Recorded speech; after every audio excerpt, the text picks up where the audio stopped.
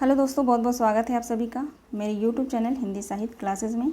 और आशा करती हूँ आप लोग बहुत अच्छे हैं और आप लोगों की तैयारी बहुत अच्छे से चल रही है आने वाले परीक्षाओं के लिए।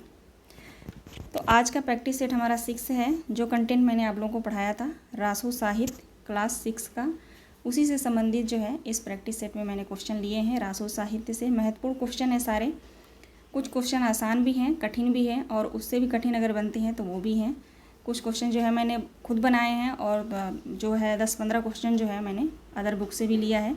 तो आप लोग मेरे पे विश्वास करेंगे, एक बार मेरे कहने से आप लोग इस प्रैक्टिस सेट को ज़रूर हल करिएगा।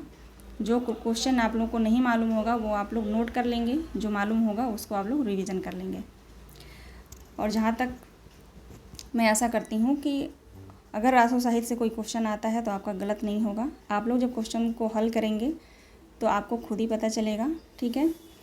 और आप लोग जो क्लास पसंद आएगी तो लाइक सब्सक्राइब ज़रूर कर दीजिएगा। चलिए देखते हैं क्वेश्चन को और कमेंट भी करिएगा, ठीक है। देखते हैं आज का पहला प्रश्न। आज का पहला प्रश्न है, किस ग्रंथ के आधार पर आचार्य रामचंद्र शुक्ल ने प्रथम काल को वीरगाथा काल कहा है?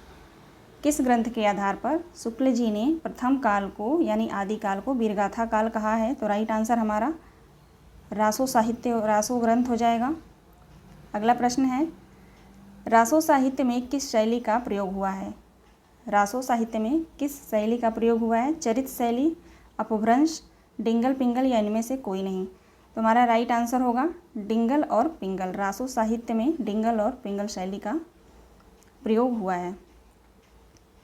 अगला प्रश्न है, रासोचारण साहित्य की रचना किस भावना से प्रेरित होकर हुई थी? रासो या चारण साहित्य की रचना जो हुई थी वो किस भावना से प्रेरित होकर हुआ था, ये बताना है। वीर भावना, धार्मिक भावना, युद्ध भावना या श्रृंगारी भावना? यहाँ पे का नहीं रहेगा, श्रृंगारी भावना। राइट आंसर हमारा क्या हो जाएगा? राइट आंसर हमारा होगा वीर भावना। ए ऑप्शन हमारा सही जवाब है। देखते हैं अगला प्रश्न। अगला प्रश्न है, आचार्य रामचंद्र शुक्ल के अनुसार वीर गीत परंपरा का प्राचीनतम ग्रंथ कौन सा है? आचार्य रामचंद्र शुक्ल के अनुसार वीर गीत परंपरा का प्राचीनतम ग्रंथ कौन सा है? परमाल रासो, खुमान रासो, विशलदेव रासो या पृथ्वीराज रासो? राइट आंसर हमारा क्या होगा चौथे प्रश्न का?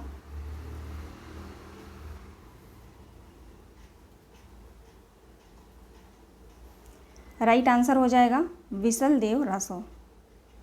सी हमारा सही जवाब है। देखते हैं अगला प्रश्न। रासक नाम उपरूपक से रासो की उत्पत्ति किसने मानी है? रासक नामक उपरूपक से रासो की उत्पत्ति किसने मानी है? राम कुमार वर्मा ने, हजारी प्रसाद द्विवेदी ने, रामचंद्र शुक्ल ने या दशरथ शर्मा ने? राइट आंसर हमारा क्या होगा? रासक नामक उपरूपक से रासो की उत्पत्ति किसने मानी है? राइट आंसर हो जाएगा हमारा हजारी प्रसाद द्विवेदी ने माना है। बी हमारा सही जवाब है। आगे देखते हैं। अगला प्रश्न है, रासो शब्द की उत्पत्ति राजयश से किसने माना है? रासो शब्द की उत्पत्ति राजयश से किसने माना है?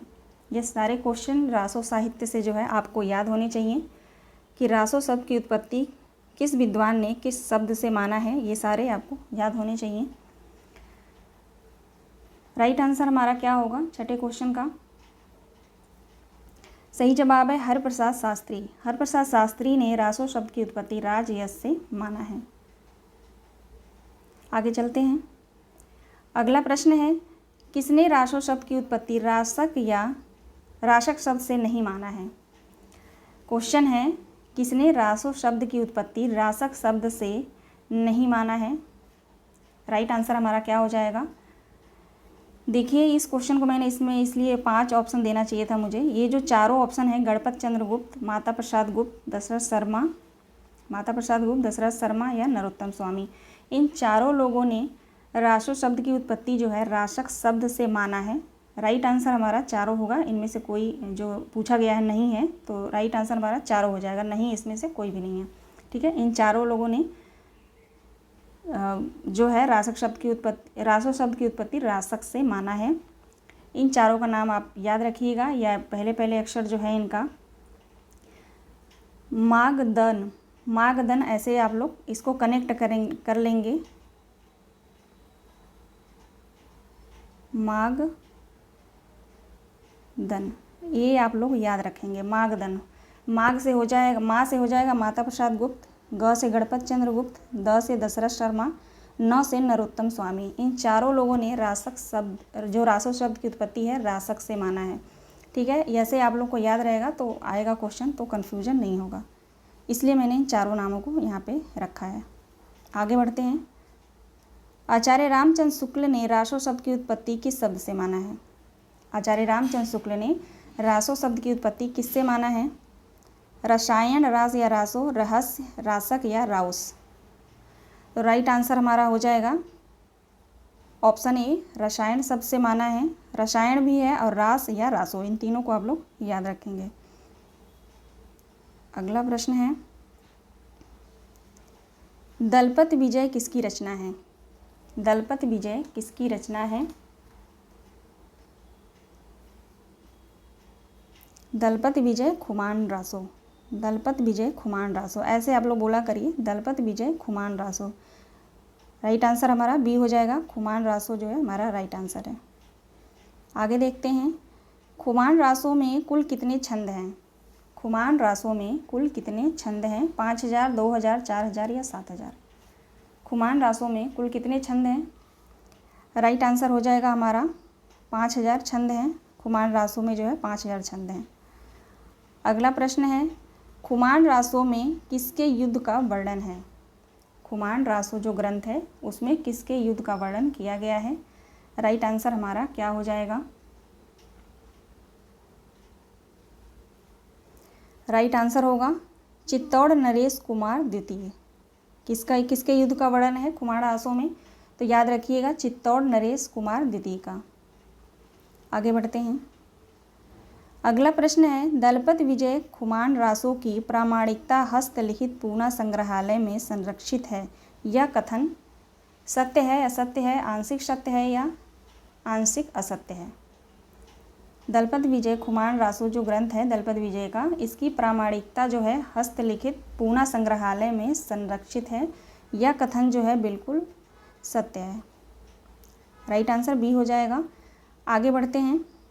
अगला प्रश्न है, शुक्ल जी ने खुमाण रासो का समय क्या माना है? ये खुमाण यहाँ पे रहेगा, ठीक है, खुमाण रहेगा यहाँ पे। शुक्ल जी ने खुमाण रासो का समय क्या माना है? वैसे तो खुमान रासो जो है इसका समय सीमा जो है निर्धारित नहीं है। वैसे अगर आचार्य रामचंद्र शुक्ल के अनुसार पूछा जाता है तो राइट आंसर हमारा 9वीं शताब्दी हो जाएगा। ठीक है, शुक्ल जी ने खुमान रासो का समय 9वीं शताब्दी माना है। आगे बढ़ते हैं। यहाँ पे पंक्तियाँ दी गई हैं। पीव चित्तौड़न आवव सावण पहल तीजा जोवे वाट विरहड़ी खिड़ खिड़ अरखे खीज।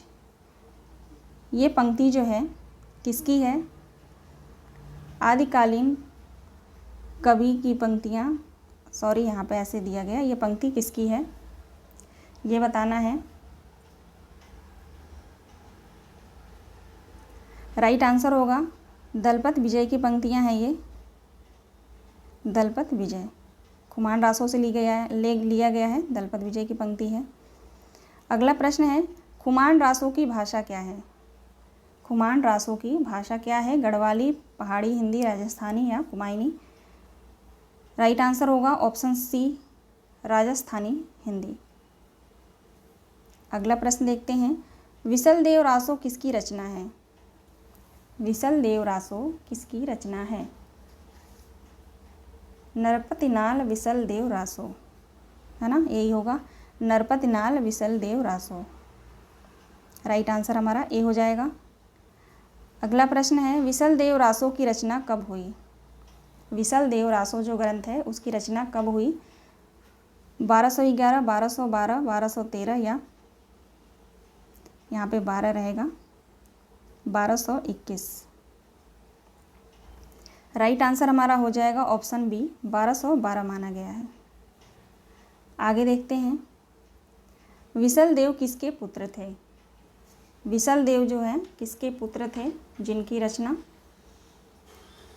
नरपतनाल विसल देव रासो। विसल जो है किसके पुत्र थे? राइट आंसर हो जाएगा ऑप्शन सी, जवाहर सिंह के पुत्र थे विसल देव। आगे बढ़ते हैं। विसल देव रासो में किसकी कथा वर्णित है? विसल देव रासो में किसकी कथा वर्णित है? राइट आंसर हो जाएगा ऑप्शन सी, भोजराज की पुत्री राजमती और विसल देव तृतीय। इन दोनों लोगों की जो है विसल देव रासो में इनकी कथा वर्णित है। आगे देखते हैं। नरपतनाल किस कवि के समकालीन थे? नरपतनाल जो है किस कवि के समकालीन थे? राइट आंसर होगा विग्रहराज चतुर्थ। विग्रहराज चतुर्थ आप लोग याद रखेंगे। ऑप्शन में विग्रह चतुर्थ, विग्रह प्रथम, विग्रहराज द्वितीय ऐसे करके आता है। विग्रहराज चतुर्थ जो है आप लोग ध्यान रखेंगे। राइट आंसर हमारा सी हो जाएगा। अगला प्रश्न देखते हैं। विसल देव रासो की सबसे बड़ी विशेषता क्या है? विसल देव रासो ग्रंथ जो है उसकी सबसे बड़ी विशेषता क्या मानी जाती है? राइट आंसर हो जाएगा वीर और श्रृंगार। इसकी सबसे बड़ी विशेषता है वीर रस श्रृंगार। श्रृंगारिक भावना भी है इस ग्रंथ में और वीर रस भी है। ठीक है, आगे देखते हैं। आचार्य शुक्ल के अनुसार वीर काव्य परंपरा का प्रथम ग्रंथ कौन सा है? आचार्य रामचंद्र शुक्ल के अनुसार वीर काव्य परंपरा का प्रथम ग्रंथ कौन सा माना गया है? राइट आंसर हमारा क्या हो जाएगा? राइट आंसर होगा विसल देव रासो। देखते हैं अगला प्रश्न। 12 मासा वर्णन सर्वप्रथम किस माह से होता है? 12 मासा का वर्णन किस माह से होता है? राइट आंसर होगा कार्तिक माह से। अगला प्रश्न है। विसल देव रासो की रचना कितने खंडों में हुई है? विसल देव रासो की रचना कितने खंडों में हुई है? तो मैंने आप लोगों को कल पढ़ाया था 4 खंड हैं। चारों खंडों में जो है राजा भोज की पुत्री राजमती और विसल देव की जो है उसमें कथा वर्णित है। आगे बढ़ते हैं। अगला प्रश्न है। स्त्री जन्म काहे दिया हो महेशा, अवर जन्म थारे घड़ा हो नरेशा। ये पंक्तियाँ किस ग्रंथ से ली गई हैं? यह पंक्तियाँ किस ग्रंथ से ली गई हैं? राइट आंसर हो जाएगा विसल देव से ली गई हैं। और अगर पूछता है कि ये पंक्तियाँ जो हैं किसकी हैं, तो राजमती का है। ये पंक्ति जो है जब राजमती विरह में रहती हैं तो जो है वहाँ पे ये कथन दिया गया है। ठीक है, आगे चलते हैं। अगला प्रश्न है। हमीर रासो जिसका प्रकाशन वर्ष 1347 किसकी रचना है? हमीर रासो किसकी रचना है? हमीर रासो किसकी रचना है? राइट आंसर हो जाएगा सारंगधर हमीर रासो। ठीक है, अगला प्रश्न है। हमीर रासो, ये रासो है, यहाँ पे टाइपिंग मिस्टेक हो जाता है थोड़ा, है ना। हमीर रासो यहाँ पे। ठीक है, हमीर रासो में किसके युद्धों का वर्णन किया गया है? हमीर रासो में किसके युद्ध का वर्णन है?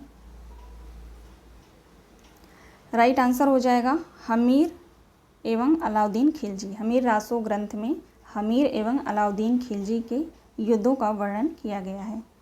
अगला प्रश्न देखते हैं। अगला प्रश्न है। हमीर रासो किस कोटि का काव्य है एवं किस भाषा में लिखा गया है? हमीर रासो किस कोटि का काव्य है एवं किस भाषा में लिखा गया है? राइट आंसर हमारा क्या हो जाएगा? राइट आंसर होगा प्रबंध काव्य है और अपभ्रंश भाषा में लिखा गया है। ध्यान रखेंगे आप लोग। हमीर रासो जो है प्रबंध काव्य है और किस भाषा में लिखा गया है? तो अपभ्रंश भाषा में। आगे बढ़ते हैं। राहुल संस्कृत्यायन ने हमीर रासो रचना को किस कवि द्वारा रचित माना है? राहुल संस्कृत्यायन ने हमीर रासो जो रचना है उसको किस कवि द्वारा रचित माना है? जज्जल कवि, मुंज कवि, सारंगधर या हेमचंद्र। तो राइट आंसर होगा जज्जल कवि। राहुल संस्कृत्यायन ने हमीर रासो की रचना जो है जज्जल कवि द्वारा रचित मानते हैं। वैसे ये रचना तो सारंगधर की है, हमीर रासो, ठीक है, इनके अनुसार जो है जज्जल कवि हैं। आगे बढ़ते हैं। परमाल रासो का समय क्या है? परमाल रासों का समय क्या माना गया है? 1230, 1231, 1240 या 1232। राइट आंसर हमारा हो जाएगा 1230। आगे देखते हैं, आला खंड किसका विकसित रूप माना जाता है? आला खंड किसका विकसित रूप माना जाता है? राइट आंसर हो जाएगा परमाल रासों का। परमाल रासों को भी हम आला खंड कहते हैं।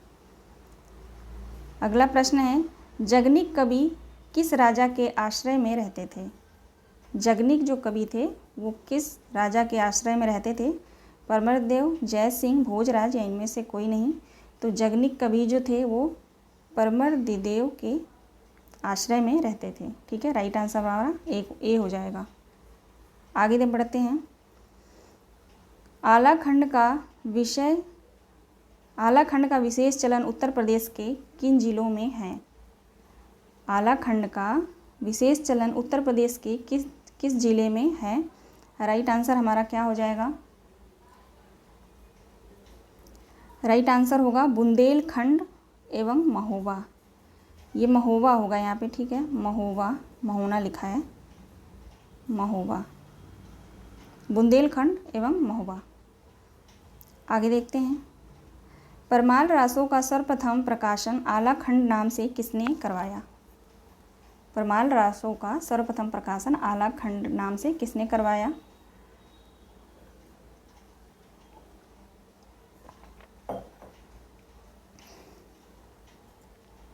राइट आंसर क्या हो जाएगा हमारा? राइट आंसर होगा चार्ल्स इलियट ने। परमाल रासों का सर्वप्रथम प्रकाशन आला खंड नाम से चार्ल्स इलियट ने करवाया था। आगे बढ़ते हैं, कवि जगनिक ने किन दो वीरों की गाथा को लेकर परमाल रासों काव्य लिखा? जगनिक कवि जो हैं वो किन दो वीरों की गाथा को लेकर परमाल रासों काव्य लिखा? तो आप सबको मालूम होगा, आल्हा और उदल। इनकी वीरता को लेकर जगनिक कवि ने परमाल रासों ग्रंथ की रचना की थी। आगे बढ़ते हैं, अगला प्रश्न है, आल्हा में कुल कितने खंड हैं? आल्हा में कुल कितने खंड हैं? राइट आंसर हो जाएगा 36 खंड हैं। ठीक है, आगे देखते हैं, आल्हा खंड का अंग्रेजी अनुवाद किसने किया? आल्हा खंड जो ग्रंथ है इसका अंग्रेजी अनुवाद किसने किया? राइट आंसर हो जाएगा डब्ल्यू वाटरफील्ड ने। किसने किया? डब्ल्यू वाटरफील्ड ने। जो है ये जो तथ्य हैं उसमें बुक में नहीं दिया था, तो मैंने अलग से लिख करके आप लोग जो भी फ्रेंड्स मेरे वीडियो देख रहे हैं उनको मैं बता रही हूँ कि नीचे जो है मैंने हाथ से जो मैंने लिखा है, ये सारे तथ्य जो है आप लोग ज़रूर पढ़ लेंगे उसको। जो 4 रचनाएं हैं, महत्वपूर्ण रचनाएं, उनके बारे में डिटेल से मैंने लिख के नीचे दिया है। आगे बढ़ते हैं, आला खंड गाने वाले को क्या कहा जाता है? जो आला खंड जो गाते थे उन्हें क्या कहा जाता था? तो अलहैत कहा जाता था उन्हें। क्या कहा जाता था? अलहैत। ठीक है, राइट आंसर हमारा बी हो जाएगा। आगे बढ़ते हैं, आला खंड किस ऋतु में गाया जाता है?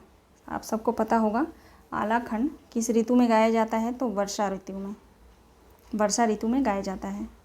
अगला प्रश्न है, सदा तरैया नौ वन फूले पंक्तियाँ किस रचना से हैं? सदा तरैया नौ वन फूले पंक्तियाँ किस रचना से ली गई हैं? राइट आंसर हमारा क्या हो जाएगा?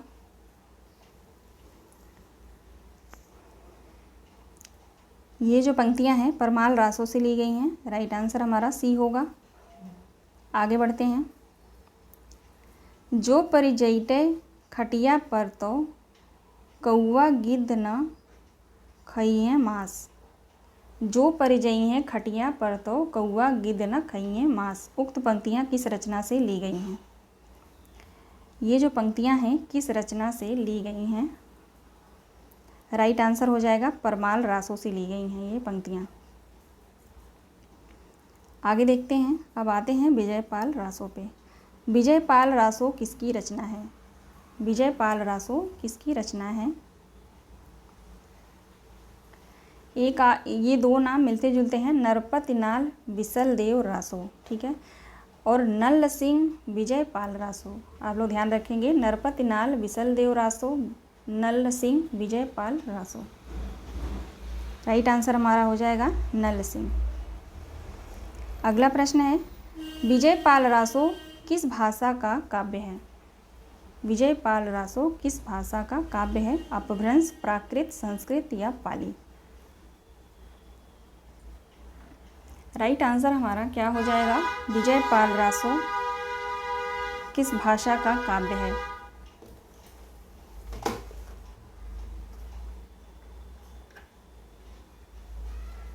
राइट आंसर हो जाएगा अपभ्रंश। ज़्यादातर जो है भाषा पूछेगा तो अपभ्रंश आपको याद रखना है। रासो साहित्य में, रासो साहित्य के ग्रंथ के बारे में जो भाषा पूछी जाए तो अपभ्रंश या राजस्थानी हिंदी। आगे बढ़ते हैं। विजयपाल रासो किस सदी की रचना है? विजयपाल रासो जो ग्रंथ है वो किस सदी की रचना है? 17वीं, 18वीं, 16वीं या 20वीं? राइट आंसर हमारा क्या हो जाएगा?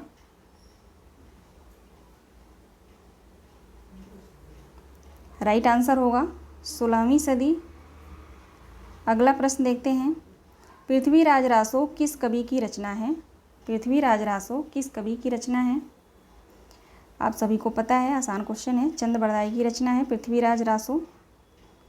अगला प्रश्न है, किस आलोचक ने चंद बरदाई को हिंदी का प्रथम कवि तथा पृथ्वीराज रासो को हिंदी का प्रथम रचना माना है? राइट आंसर हमारा क्या होगा?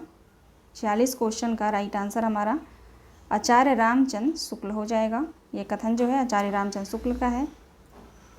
आगे बढ़ते हैं। चंद बरदाई का वास्तविक नाम क्या था? चंद बरदाई का वास्तविक नाम क्या था? राइट आंसर हो जाएगा महेश भट्ट। अगला प्रश्न है, पृथ्वीराज रासो में कितने समय हैं? पृथ्वीराज रासो में कितने समय हैं? पृथ्वीराज रासो में कितने समय माने गए हैं? तो 69 समय हैं। आगे बढ़ते हैं। पृथ्वीराज रासो में कितने प्रकार के छंदों का प्रयोग हुआ है? समय कितने हैं? 69। अब यहाँ पे पूछा जा रहा है पृथ्वीराज रासो जो ग्रंथ है उसमें कितने प्रकार के छंदों का प्रयोग हुआ है? तो 68। राइट आंसर हमारा सी हो जाएगा 68 छंद। अगला प्रश्न है, पृथ्वीराज रासो का अंगिरस क्या है? पृथ्वीराज रासो का अंगिरस क्या है? राइट आंसर होगा वीर रस। पृथ्वीराज रासो का अंगिरस जो है वीर रस है। अगला प्रश्न है, शुक्ल जी ने पृथ्वीराज रासो को किस भाषा में रचित माना है? शुक्ल जी ने पृथ्वीराज रासो को किस भाषा में रचित माना है? सही जवाब है पिंगल भाषा में। पिंगल भाषा में शुक्ल जी ने माना है। पृथ्वीराज रासो ग्रंथ की जो भाषा पृथ्वीराज रासो की भाषा शुक्ल जी ने पिंगल माना है। अगला प्रश्न है, पृथ्वीराज सर्वप्रथम किसने पृथ्वीराज रासो को जाली ग्रंथ घोषित किया? सर्वप्रथम किसने पृथ्वीराज रासो को जाली ग्रंथ घोषित किया? राइट आंसर हो जाएगा डॉक्टर बुलर ने। डॉक्टर बुलर ने पृथ्वीराज रासो को जाली ग्रंथ घोषित किया क्योंकि ये जब कश्मीर में जो है कवि थे, कश्मीरी कवि जयानक कवि जो थे, उनकी जो रचना थी पृथ्वीराज रासो, वहाँ पे भी पृथ्वीराज विजय ऐसे करके है ना, पृथ्वीराज विजय, उसके जो आधार पर है इन्होंने बुलर ने पृथ्वीराज रासो को जाली ग्रंथ घोषित किया था। आगे बढ़ते हैं। अगला प्रश्न है, डॉक्टर गौरी शंकर हीराचंद ओझा ने पृथ्वीराज रासो को क्या माना है? अर्ध प्रमाणिक, प्रमाणिक या ऐतिहासिक? इन्होंने क्या माना है पृथ्वीराज रासो को?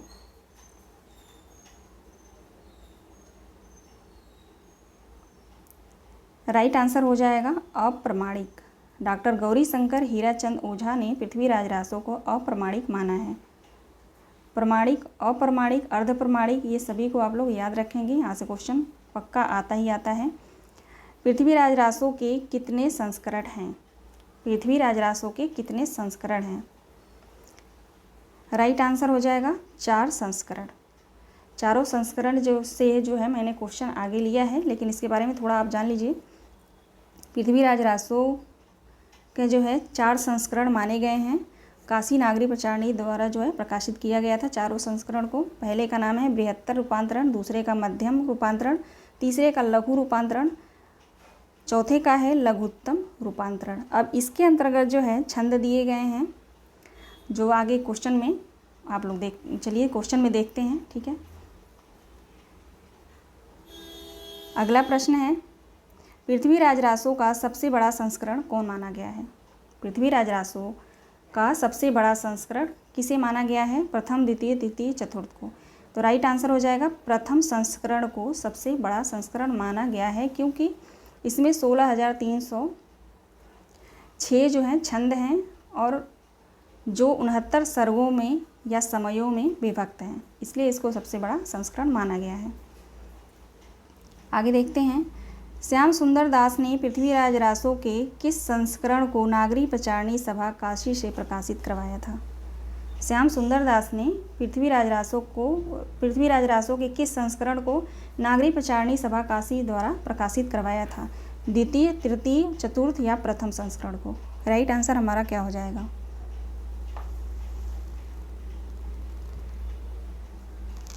राइट आंसर होगा प्रथम संस्करण को। आगे देखते हैं, पृथ्वीराज रासो के प्रथम संस्करण में कितने छंद हैं? जैसे कि मैंने आप लोगों को पहले ही बता दिया, 16,306 छंद हैं पृथ्वीराज रासो के प्रथम संस्करण में।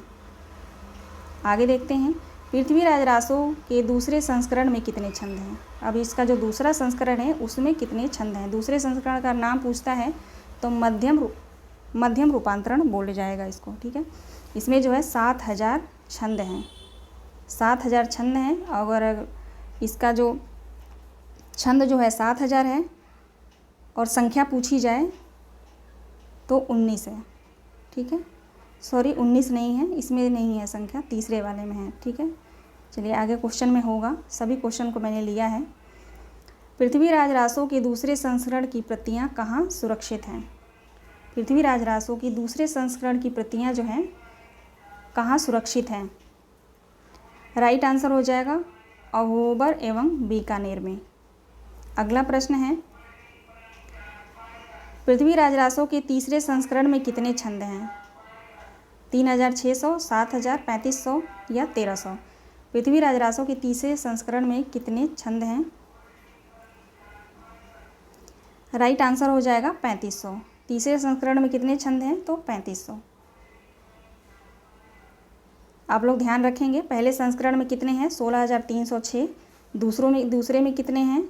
संस्करण में कितने छंद हैं? तो 7,000। और तीसरे में कितने संस्करण हैं? तो 3,500।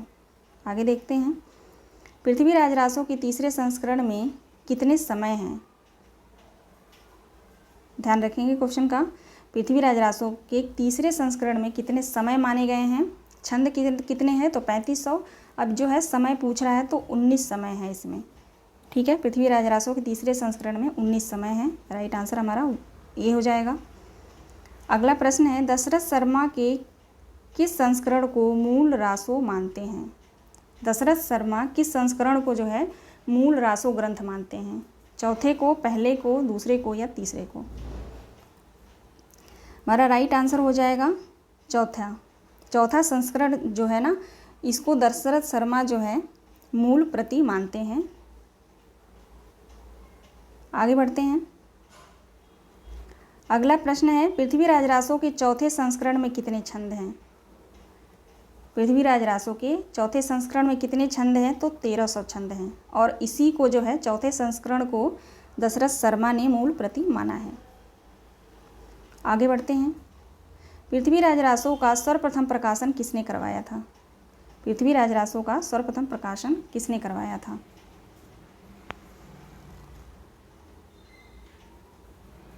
राइट आंसर हो जाएगा हमारा कर्नल टाड ने करवाया था। सर्वप्रथम प्रकाशन किसने करवाया? तो कर्नल टाड ने। आगे बढ़ते हैं, अगला प्रश्न है, पृथ्वीराज रासो के कुछ भाग को किसके पुत्र ने पूरा किया? पृथ्वीराज रासो जो ग्रंथ है उसके कुछ भाग को किसके पुत्र ने पूरा किया? राइट आंसर हमारा क्या हो जाएगा?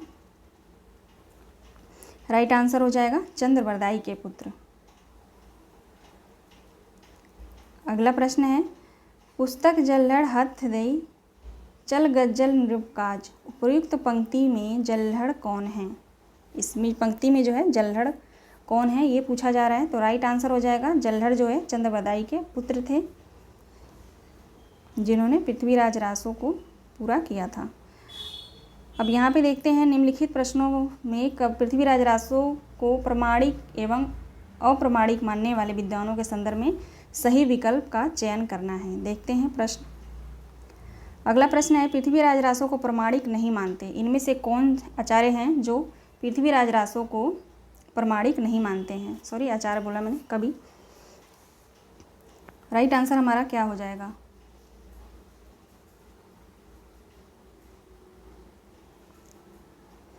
राइट आंसर हो जाएगा आचार्य रामचंद्र शुक्ल। आचार्य रामचंद्र शुक्ल जो है पृथ्वीराज रासो को प्रमाणिक नहीं मानते हैं, अप्रमाणिक मानते हैं। अगला प्रश्न है, पृथ्वीराज रासो को प्रमाणिक कौन मानते हैं? पृथ्वीराज रासो को प्रमाणिक कौन मानता है?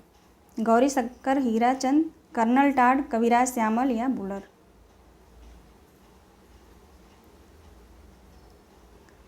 राइट आंसर हो जाएगा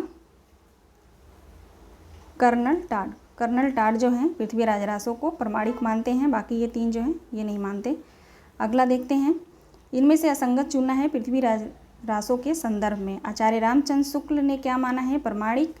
मुंशी देवी प्रसाद अप्रमाणिक, डॉक्टर बुलर अप्रमाणिक, श्याम सुंदर दास प्रमाणिक।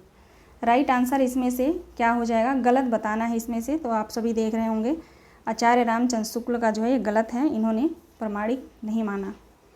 बाकी तीनों ये सही है।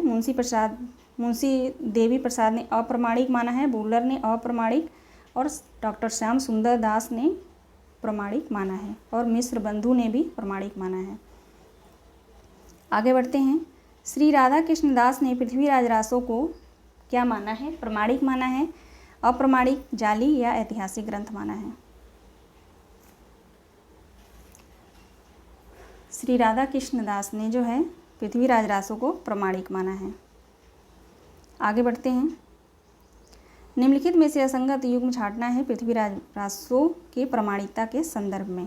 हजारी प्रसाद द्विवेदी अर्ध प्रमाणिक, दशरथ ओझा अर्ध प्रमाणिक, सुनीति कुमार चटर्जी अर्ध प्रमाणिक, मिश्र बंधु अप्रमाणिक।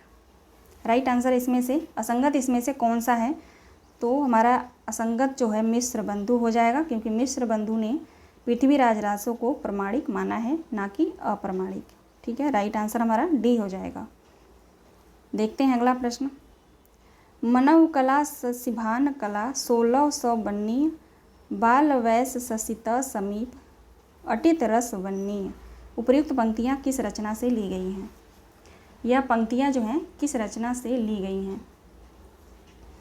राइट आंसर हो जाएगा पृथ्वीराज रासो से।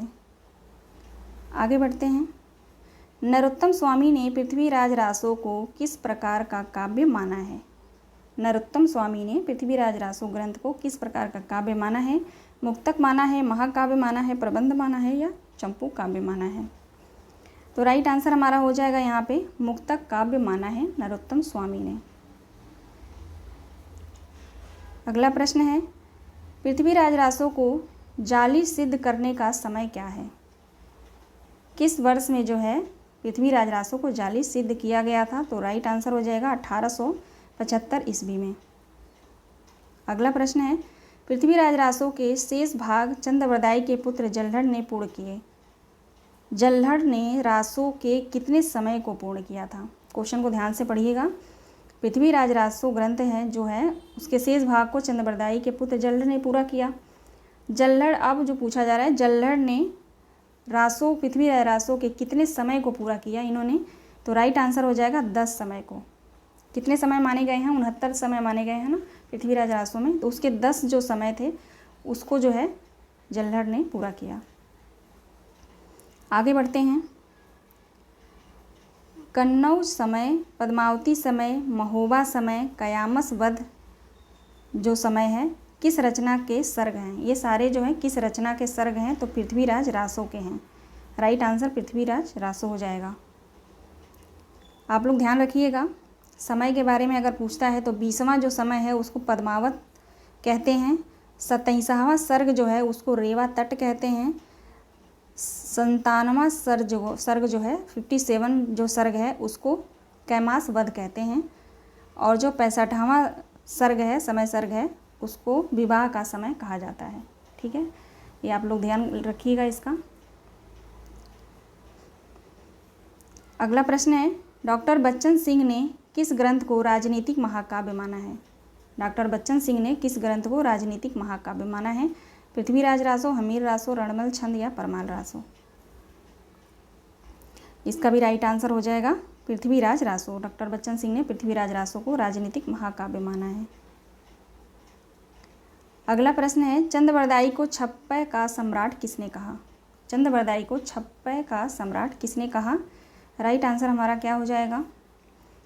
राइट आंसर होगा हजारी प्रसाद द्विवेदी ने चंद्रबरदाई को छप्पय का सम्राट कहा है। अगला प्रश्न देखते हैं, पृथ्वीराज रासो की कथा विन्यास की सुखसुखी संवाद के रूप में किसने माना है? पृथ्वीराज रासो की कथा विन्यास की सुखसुखी संवाद के रूप में किसने माना है? तो इसका भी राइट आंसर होगा हजारी प्रसाद द्विवेदी। इन दोनों क्वेश्चन को आप लोग ध्यान रखेंगे। अगला प्रश्न देखते हैं, चंद्रबरदाई को छप्पय का राजा किसने कहा? वहाँ पे जो था हजारी प्रसाद द्विवेदी ने क्या कहा था? छप्पय, पृथ्वीराज रासो को, चंद्रबरदाई को क्या कहा था? छप्पय का सम्राट कहा था। अब यहाँ पे पूछा जा रहा है चंद्रबरदाई को छप्पय का राजा किसने कहा? पृथ्वीराज रासो को छप्पय का राजा किसने कहा? तो शिव सिंह सेंगर ने कहा है। चंद्रबरदाई को छप्पय का राजा शिव सिंह सेंगर ने कहा है। और अगर पूछा जाता है अपने किस ग्रंथ में कहा है तो शिव सिंह सरोज में। ये जो मिलता है कथन यहाँ पे शिव सिंह सरोज जो इनका ग्रंथ है शिव सिंह सेंगर का उसमें दिया गया है। आगे बढ़ते हैं, पृथ्वीराज रासो का सबसे बड़ा समय कौन सा माना जाता है? अभी चारों समय जो दिए गए हैं इसमें से सबसे बड़ा समय किसे माना गया है? राइट आंसर हो जाएगा कनजौज समय। आगे बढ़ते हैं,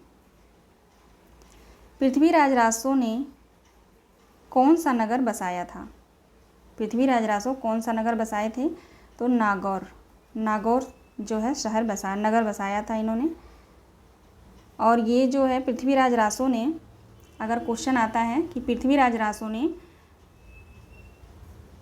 नागौर शहर बसाया था और जो है नागौर शहर किसे दान में दिया था? तो चंद्रबरदाई को इन्होंने नागौर शहर जो है ये नागौर शहर पृथ्वीराज चौहान ने जो है चंद्रबरदाई को दे दिया था। इस क्वेश्चन को भी आप लोग याद रखेंगे। अगला प्रश्न है, किस कृति में प्रेम और सौंदर्य की व्यंजना के लिए 9 रसों का मार्मिक चित्रण प्रस्तुत किया गया है? किस रचना में प्रेम और सौंदर्य की व्यंजना के लिए 9 रसों का मार्मिक चित्रण प्रस्तुत किया गया है? राइट आंसर हो जाएगा हमारा पृथ्वीराज रासो। अगला प्रश्न देखते हैं, डॉक्टर नगेंद्र ने पृथ्वीराज रासो में कितने प्रकार के छंदों का प्रयोग माना है? डॉक्टर नगेंद्र जो हैं पृथ्वीराज रासो ग्रंथ में कितने प्रकार के छंदों का प्रयोग मानते हैं? तो राइट आंसर हो जाएगा 68 छंद। ये आप लोग काट दीजिए, दोनों ऑप्शन एक ही है। 68 छंद को माना है। आगे बढ़ते हैं, चंद विभिन्न छंदों के प्रयोग में कुशल हैं। चंद्रबरदाई विभिन्न छंदों के प्रयोग में कुशल हैं, किंतु छप्पय उनका निजी छंद है। यह कथन किस आलोचक का है? महत्वपूर्ण क्वेश्चन है। चंद्रबरदाई विभिन्न छंदों के प्रयोग में कुशल हैं, किंतु छप्पय उनका निजी छंद है। यह कथन किस आलोचक ने कहा है? यह कथन जो है विश्वनाथ त्रिपाठी का है। राइट आंसर हमारा ए होगा। अगला प्रश्न देखते हैं, समग्र महाकाव्य के भीतर पृथ्वीराज की त्रासदी के साथ एक सामाजिक राजनीतिक त्रासदी भी उभरती है जो जितनी पृथ्वीराज की है उतनी ही राष्ट्र की है। उपर्युक्त कथन रासो के संबंध में किस इतिहासकार का है? यह कथन किसका है? राइट आंसर हो जाएगा बच्चन सिंह का है। अगला प्रश्न देखते हैं। अगला प्रश्न है, किस ग्रंथ के प्राप्त होने के बाद पृथ्वीराज रासो को इसकी संदेह पर जो है ध्यान केंद्रित हुआ था? तो राइट आंसर हो जाएगा पृथ्वीराज विजय, जो जयानक का ग्रंथ था। आगे बढ़ते हैं। आप लोग सुन रहे होंगे ना, आवाज़ आ रही है, मैं इसी आवाज़ से परेशान रहती हूँ, क्या करूँ। चलिए कोई बात नहीं, आप लोग ध्यान मत दीजिएगा। आगे प्रश्न है, आदिकाल में किस प्रकार की साहित्य लिखा जाता था? आदिकाल में किस प्रकार के साहित्य लिखे जाते थे? तो राइट आंसर हमारा हो जाएगा जनजीवन से हटकर राजाओं की वीरता का अतिरंजित वर्णन जो है मिलता था आदिकाल के ग्रंथों में, साहित्य में। ठीक है, देखते हैं आगे। चलिए, अब इतना ही क्वेश्चन था, 88 ही था। आशा करती हूँ सारे क्वेश्चन जो है आप लोगों को अच्छे लगेंगे और नोट कर लीजिएगा। अच्छे क्या, सारे महत्वपूर्ण क्वेश्चन हैं, मैंने कहीं से भी कुछ भी छोड़ा नहीं है। अगर फिर भी अगर छूटता है तो मैं फिर से बुक का जो है अध्ययन करूँगी, फिर से अगर कुछ छूटा होगा तो मैं आप लोगों को ज़रूर करा दूँगी किसी और प्रैक्टिस सेट में। ठीक है, जब पूरे आदिकाल पे जो बनाऊँगी उसमें जो है मेंशन कर दूँगी मैं। तो आप लोग क्लास को लाइक सब्सक्राइब ज़रूर कर दीजिएगा और कमेंट भी करिएगा। आप लोग कमेंट के माध्यम से ज़रूर बताया करिए। आपका एक कमेंट, मैं क्या बताऊँ, ऐसे लगता है कि जैसे मैं एनर्जी सी आती है, बहुत अच्छा लगता है मुझे। तो आप लोग प्लीज़ कमेंट कर दीजिएगा, लाइक सब्सक्राइब सब कर दीजिएगा, बस यही चाहिए और कुछ नहीं। ठीक है, आप सभी लोग अपना ध्यान रखिएगा और आप पढ़ते रहिएगा। आप सभी दोस्तों का बहुत बहुत धन्यवाद।